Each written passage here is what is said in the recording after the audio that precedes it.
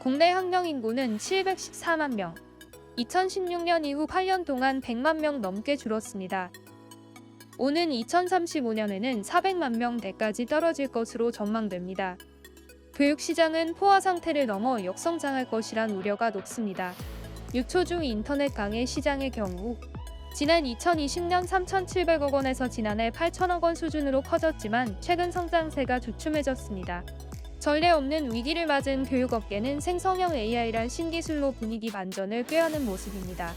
관련 기업들은 앞다터 데이터에 기반한 맞춤형 학습 서비스를 선보였고, 이러한 AI 서비스는 인당 단가가 높아 학령 인구 감소로 인한 매출 감소를 어느 정도 상쇄할 수 있습니다.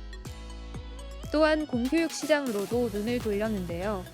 내년 AI 디지털 교과서 도입을 계기로 학교 내 민간 학습 서비스에 대한 수요가 급증할 수 있기 때문입니다. AI 교과서 발행사뿐 아니라 에듀테크 스타트업들도 학교에서 쌓은 이력은 해외 진출에 도움이 될 전망입니다. 교육업계가 역성장 우려를 싣고 반등에 성공할지 주목됩니다.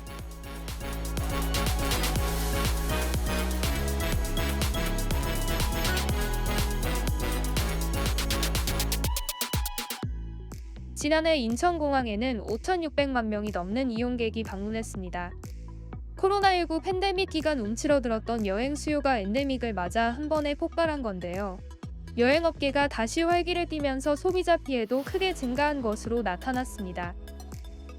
민영배 의원실이 한국소비자원으로부터 제출받은 자료에 따르면 지난해 해외여행 관련 피해 고제는 모두 786건 접수됐습니다. 전년 동기 대비 154% 늘었습니다. 8월 말까지 이미 682건이 접수된 것을 감안하면 올해도 지난해 수치를 넘길 것으로 전망됩니다. 전체 민원의 10건 중 9건은 계약과 관련된 내용인데요. 한 소비자는 신혼여행 패키지 상품 계약을 체결한 바로 다음 날 청약 철회를 요청했지만 여행사로부터 숙박시설이 이미 예약돼 계약금 환급이 불가능하다고 통보받았습니다. 단순 변심일지라도 온라인 쇼핑몰에서의 계약은 7일 이내에 철회가 가능하다고 규정한 현행 전자상거래법을 위반한 경우입니다. 또 여행 중에 가이드가 점심 식사 일정을 임의로 바꾸거나 선택 프로그램 동행을 강요하는 사례도 있었습니다. 소비자원은 피해 방지를 위해 주요 사업자가 참여하는 협의체를 구성하고 업계의 자율적인 개선을 권고하겠다고 밝혔습니다. 다만 자율규제 특성상 여행사가 이러한 조치를 이행해야 할 의무는 없는데요.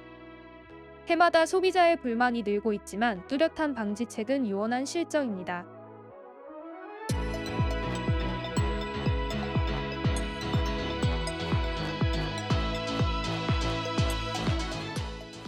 (2022년 4분기부터 1년간) 국내 항암약 처방액 규모는 약 3조 원. 이 중 국내사 제품 비중은 23.6%에 불과합니다. 항암제의 해외 의존도가 높다 보니 일부 공급 부족 현상이 발생하기도 합니다. 지난 1월에는 대장암, 식도암, 유방암 등 각종 항암 치료에 쓰이는 플루오르라시 품귀 현상이 나타났습니다. 하지만 항암제는 개발하기 까다롭고 이윤율이 좋지 않아 제약사들이 생산을 꺼리고 있습니다. 이 가운데 정부는 최근 필수항암제 일부 급여를 상한했습니다. EPS와 에피로비 신염산염 등 고령의 항암제 3종이 포함됐는데요. 건강보험에 등재된 항암제 약가가 인상된 것은 이례적입니다. 업계에서는 이번 사례처럼 수익성이 떨어지는 항암제에 대한 보상, 개발 지원 등이 필요하다고 강조합니다. 항암제 공급을 유지하는 제약사가 갈수록 줄어드는 상황.